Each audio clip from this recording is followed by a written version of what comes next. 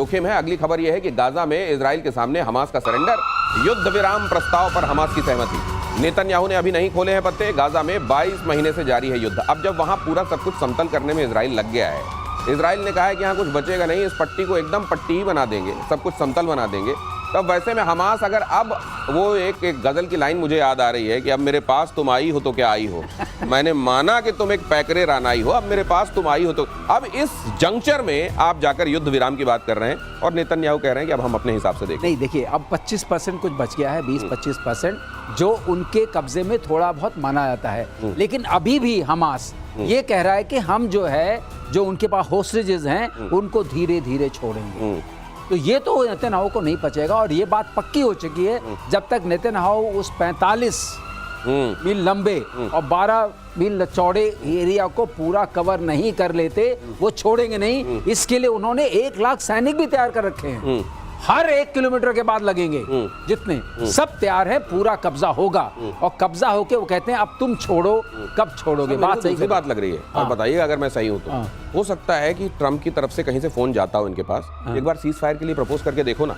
अगर मान जाते तो मैं आके क्रेडिट लेने के लिए हूं ना, क्यों नहीं कर रहे? 7वीं माला। हाँ, ये 7वीं माला। क्या जनरल सिन्हा ऐसा भी हो सकता है? एब्सोल्युटली। ये क्या कहते हैं, कतर ने किया है कि 10 देंगे, 50 अभी भी बंधक हैं। उसमें से मानता है, इजराइल मानता है कि 30 तो खत्म हो गए, 20 का वो कहता है आधा दूंगा, आधा रखूंगा। हाँ, और ये उनको ट्रम्प साहब को लगता है कि देखिए उनका तो ये रिसोर्ट बनना है ना पूरा का पूरा, तो उसके पहले कोई डील हो जाए, कोई नाम आ जाए, अवार्ड मिल जाए। क्या हमने यहाँ भी आम के आम गुठलियों के दाम, रिसोर्ट भी बन जाए, उससे पहले नोबेल भी मिल जाए। 62,000 लोग मर चुके हैं, 1.25 तो घायल हैं। वो कहेंगे कि हमने शांति करा। अरे लाखों लाख लोगों की मौत पर, लेकिन अगर शांति का कबूतर उड़ाया जा सकता है तो ट्रम्प साहब क्यों ना उड़ाएं? अगली खबर देखिए, नेतन्याहू का गाजा प्लान। उधर आप देख रहे हैं हमास क्या कह रहा है, इधर नेतन्याहू गाजा को लेकर जो प्लान कर रहे हैं वो देख लीजिए। गाजा पर पूर्ण नियंत्रण करने की प्लानिंग। गाजा में हर 1 किलोमीटर जमीन कब्जाने के लिए इजराइल ने तैनात करने की सोची है 273 सैनिक। 1 किलोमीटर में 273 सैनिक, लगभग 1 लाख सैनिकों को तैनात किया जा रहा है। अब आप सोच लीजिए, गाजा ये 43/12, अब ये गाजा यहाँ पर गाजा पर कब्जे के लिए ये हर 1 किलोमीटर पर 273 सैनिकों की तैनाती इधर चल रही है। उधर हमास कह रहा है हमसे शांति। मुझको लगता है खबर लीक हो गई, इसलिए हमास आके कह रहा है शांति वार्ता कर लेते हैं। अब खबर अब कहते हैं, अब आपने कही दिया है, चुग गई खेत, चिड़िया चुग गई खेत। अब आ रहे हैं अब शांति वार्ता करने के लिए।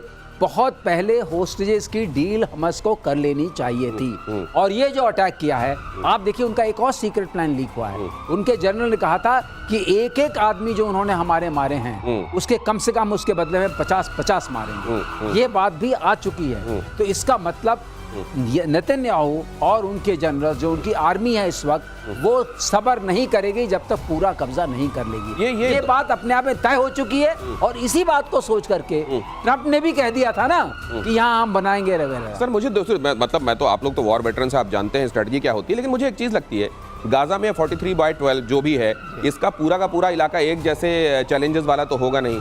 पर किलोमीटर 273 सैनिक, मुझे नहीं लगता, आप जरूरत के हिसाब से डिप्लॉयमेंट करते हैं, आपको कहां कैसी चाहिए, लेकिन मुझको लगता है ये 273 हर 1 किलोमीटर पर तैनाती के पीछे इसमें साइऑप्स ज्यादा हैं, इसमें संदेश ज्यादा है, पोस्टरिंग ज्यादा है। क्या मैं ठीक कह रहा हूं? एब्सोल्युटली सही। देखिए मैं आपको सामरिक दृष्टि दिखाता हूं। एक कंपनी जो हमारी इन्फेंट्री, वही इन्फेंट्री है वहां पर, मैकेनाइज्ड इन्फेंट्री है, उसमें 250 लोग होते हैं। जब एक कंपनी देखती है एक्सट्रैक्टली इन CICT एंड एब्सोल्युटली जो ये, उसमें आप 5 से 6-7 किलोमीटर के इलाके को देखते हो, उससे भी बड़ा आपका जो एरिया ऑफ रिस्पॉन्सिबिलिटी होता है जो ऑपरेशन करने का, उससे 12-13 किलोमीटर दिया जाता है। और हम लोग तो कंपनी कमांडर हैं, हमने किया हुआ है। प्लाटून को भी, एक प्लाटून में 30 आदमी होते हैं, उसको भी इतनी छोटी 1 किलोमीटर नहीं दी जाती, क्योंकि आप देखिए ट्रुप की डेंसिटी को जो, तो एक चप्पे पे एक आदमी खड़ा कर देंगे। यदि आप करेंगे ना, 10-10 मीटर पे एक सोल्जर खड़ा होगा बंदूक 10 मीटर पे। अब आप सोचिए ना, तो मतलब इसमें इरादे ज्यादा दिखाई दे रहे हैं। आप बताए ना, 1 किलोमीटर स्क्वायर किलोमीटर में तो 10-10 मीटर पे एक बंदा खड़ा है, उसकी रेंज जो होती है 300 मीटर की होती है उसके बंदूक की, या उसके गोले मारने की। तो ये मतलब आप ये कह रहे हैं सर, हमास का बैक्टीरिया भी नहीं बचेगा अभी? कुछ नहीं बचेगा, कुछ नहीं। यहाँ पर जो आप जिस तरीके के सूडान जा रहे हैं, सूडान, साउथ सूडान जा रहे हैं। अब वो साउथ सूडान जा रहे हैं, कहीं ना कहीं से तो खैर वो उनका चलता ही रहेगा, क्योंकि ये जो दुनिया में ये इस तरीके के पलने वाले जो इकोसिस्टम है वो भी कहीं ना कहीं से चलते रहते हैं। लेकिन वहां से नहीं जहां से अब तक चलता रहा है। नेतन्याहू ने अपने दिमाग में ये क्लियर कर लिया और किम के ऑर्डर से अगले वॉर फ्रंट पर चलिए जरा। किम के ऑर्डर से सकते में अमेरिका। किम ने कहा धड़ाधड़ बनाओ परमाणु हथियार। ऐसा हो गया जैसे ये परमाणु हथियार ना हुए पापड़ बन रहे हो जैसे, ये धड़ाधड़ बनाओ, बेलते चलो। किम जोंग उन का बयान ऐसे वक्त में आया है जब साउथ कोरिया और अमेरिका ने सैन्य अभ्यास करना शुरू कर दिया है। तो साउथ कोरिया और अमेरिका वॉर ड्रिल कर रहे हैं, और इधर किम जोंग उन की बहन तो पहले ही कह चुकी हैं कि हम अमेरिका से कोई बातचीत नहीं करेंगे। अमेरिका हम जानते भी नहीं अमेरिका कौन है साउथ कोरिया के मामले में। और अब ये भी कह दिया कि बनाओ बनाओ हथियार बनाओ, और वो भी परमाणु हथियार। परमाणु हथियार के लिए जैसा यहाँ शब्द इस्तेमाल किया गया है उसको मैं फिर से एक बार दोहराता हूँ, धड़ाधड़ बनाओ। ऐसा लग रहा है लाइन फैक्ट्री कहीं जीन्स बनाने की कोई फैक्ट्री है, लो धड़ाधड़ बनाओ। सर ये तो परमाणु हथियारों की कम से कम इज्जत कर लेते धड़ाधड़ बोलने के पहले। तो वो चाइना को फॉलो कर रहे हैं। चाइना ने 600 बना चुके हैं और 2035 में बोलते हैं 1500 बनाएंगे। धड़ाधड़ सब बना रहे हैं, तो वो तो फॉलो कर रहे हैं। रशिया के पास 5000 का जखीरा है, 5000 के थोड़ा नीचे अमेरिका है, वो भी बनाना, लिटिल मैन फटल मैन सब बना रहे हैं। जरूर मैं एक ऐड करना चाहूंगा। ये धड़ाधड़ में एक बात है, बाकी लोग तो डेटरेंट के लिए बनाते हैं। हाँ, डेटरेंस के लिए। ये बनाते हैं असली वाला। अच्छा, इनका इतना कोई चीज नहीं है। ये कहते हैं मैं तो मारूंगा, इसी से मारूंगा। अच्छा, मेरे पास एक ही चीज है। हो। मतलब बाकी लोग ये कहते हैं कि जब मेरे पास कुछ नहीं बचेगा तब मैं इससे मारूंगा, और ये कहते हैं कि मैं शुरुआत ही इससे करूंगा। यही है मेरे पास, यही इसके अलावा कुछ है नहीं। अब देख लो, इसलिए ये बड़े खतरनाक है इस मामले में। दाएं बाएं वैसे ही फेंकते रहते हैं। जापान के दाएं से भेज दिया, किसी को ऊपर से फेंक दिया, ये सब करते रहते हैं। तो ये किम इस मामले में सबसे खतरनाक हैं, क्योंकि इनके पास यही शुरुआती है और कुछ है ही नहीं है। तो इनके पास अगर यही है और कुछ नहीं है, तो दुनिया भर में ईरान को बनाने से रोका जा रहा है, ये सब किया जा रहा है। असल में जिसकी तरफ निगाह होनी चाहिए और जो सन की नंबर 1 है और कभी भी कुछ भी कर सकता है, वो तो किम जोंग उन है। और वो तो बातचीत की शुरुआत ही, मतलब कोई वहां पर पहले स्टार्टर, फिर मेन कोर्स और फिर डेजर्ट नहीं होने वाला, सीधे यही पेश किया जाने वाला है दुनिया के लिए। तो दुनिया को लेकर अगर कोई डूबने का मादा वाकई रखता है, सनक जिसका कुछ नहीं कहा जा सकता, वो तो किम जोंग उन है। लेकिन किम जोंग उन ने जो धड़ाधड़ वाली बात कही है, अब एक बात और समझ में नहीं आती कि क्या वाकई एनरिच्ड यूरेनियम, हम इतनी बातें करते हैं यूरेनियम, उसको संशोधित करना, इसको फिर इतना प्योरीफाई करना कि उससे परमाणु बम बनाए, इनके पास क्या ढेर लगा है क्या सर?